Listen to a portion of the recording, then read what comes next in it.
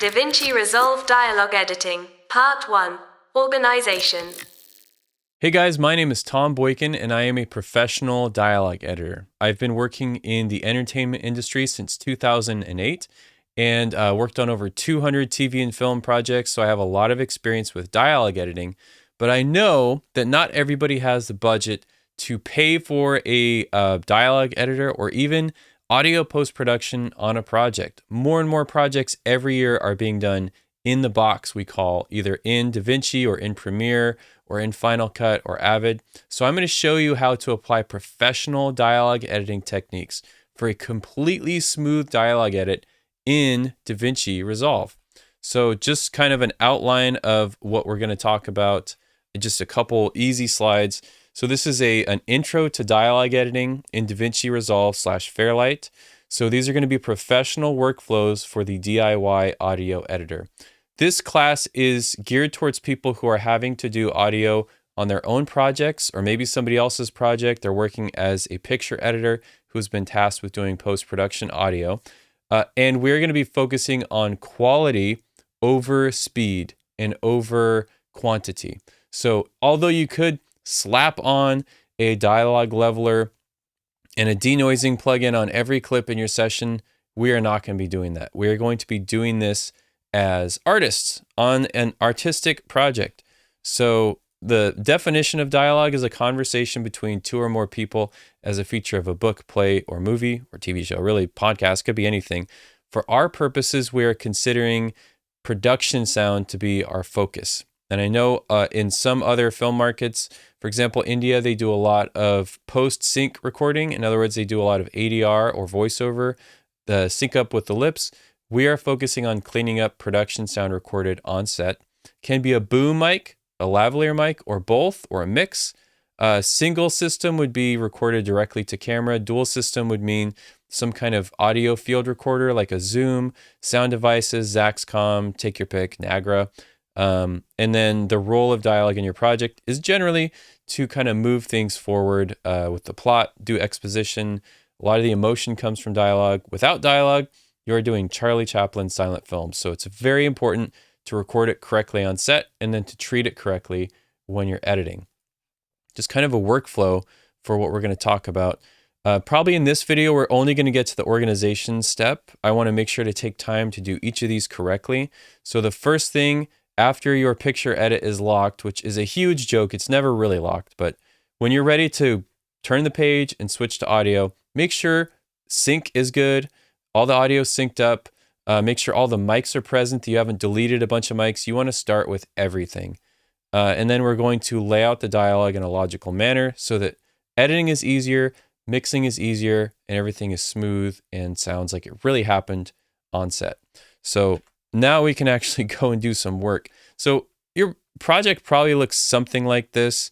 I've only got a single video here because just to get rid of all the clips and just focus on audio. So you've got a bunch of audio clips. I've only got 4 tracks, A1 through 4. These are the production sound tracks, and then this is some voiceover that was recorded by one of the actors. So immediately, the first thing you need to do is get off the cut or edit page and just go right to Fairlight. Since we're just focused on audio, this is what we're going to be working with. Now, a lot of people will see this and they'll just start slamming in crossfades between these clips, and that is not a good way to edit dialogue. We really need to have a proper layout for this to work. So I know just because I'm familiar with this that we have a boom mic on top and we have 2 lav mics. So the very first thing I'm going to do is just label tracks. Boom 1, and this will be lav 1, lav 2.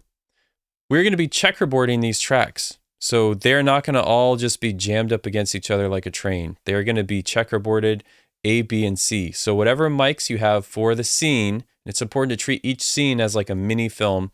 Just make 3 sets. So we have 3 here. So I'm going to add tracks. I'm going to be adding 3 mono tracks below lav 2. Good. So let me just zoom out here. Okay, we still got our voice over there. I should have actually done 3 more. You can probably get by with 2, an A and a B set, but I like 3. just because I like to do things in the best possible quality. So boom 2, we'll call this lav 3. We'll call this lav 4.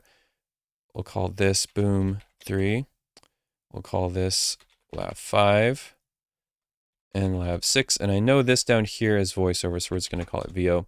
Another smart thing to do is just make sure the checkerboards have different colors. Let's do the voiceover in maybe pink, violet. Sure. Okay, so going back to our operations chart of the order we're going to do things. Lay out the dialogue in a logical manner. This is the very first step of organizing. And I'm going to show you the very best way to lay these out, and that is by the shot. So you want to separate things into shots because shots are generally going to have a similar sound. For example, this is you guys can see this. It's a, what would you call that? Like an over the shoulder wide shot, basically. You can see the lake in the background. Then we go to a medium close up. It really starts as a cowboy and then goes to medium close up. Then we have a medium close up here. So these are two different characters, two different camera setups. You can see this insert is actually overcut. This audio from this insert is not live. This is just audio from Kyle's coverage, the guy with the glasses and vest. Then we go back to coverage here. So the best way to lay these out, the way I like to do it, is have your wide shots on top and then your coverage underneath. So wide shot on top, we'll do the first cut will go down here. Then this is really not much dialogue going on in that shot at all. So that is coverage of this side. This is a wide shot here. So we're going to keep, even though the audio might shift a little bit, we're going to keep that there. We got a little super wide angle sequence with voiceover. Then we've got Josh's coverage. So we're just checkerboarding these. We go from wide shot to wide shot. So this, you will have to checkerboard down. And this type of thing, like you kind of can break rules a little bit. This will probably actually have to go down here. You might get by with just doing a crossfade on the tracks, but try to keep things organized. So this is Kyle's coverage. We're hearing off-screen lines. So let's move this down. Oops, double-clicked on accident. Move this down here. And then we've got coverage here. And I can hear a boat in the background on this one. And this is why checkerboarding, I'll just let you hear, even though we haven't brought the level on this up, just so you can hear the shift here. It's Rainbow 69, 420. So you can kind of sort of hear that there's a boat in the background. We don't want that. So at this point, we've organized, we've done our layout. You can see just zooming out, and kind of looking at the tracks. This flow is super logical. We've got wide shots on top. We got coverage on the bottom, except for this here. But everything kind of checkerboards and flows nicely into each other. So that is our layout step. And it's just going to make things easier when we mix and also make the edit a lot easier. We have so much to cover when it comes to just dialogue editing in DaVinci Resolve, and I'm going to save that for the next video because I really want to take the time to cover each step logically and clearly so that you guys can have the very best possible quality dialogue in whatever project you're working on. So just to summarize kind of what we've done in this class today, we have talked about what dialogue is and kind of overview of microphones and things like that, but really just gone into the organizational step of the process where we've added tracks. We've added tracks for boom and lav, and we have 3 sets. So we have an A, a B, and a C set, and then we've laid out the dialogue so that it's logical and like same shots are on the same tracks. So we've got Josh close up on this set of tracks, and we've got Kyle set up on this set of tracks, and we've got wide shots up here.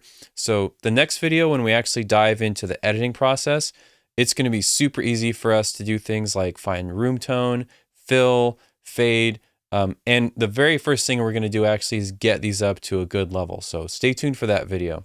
Thank you guys so much for tuning in, and I'll see you next time.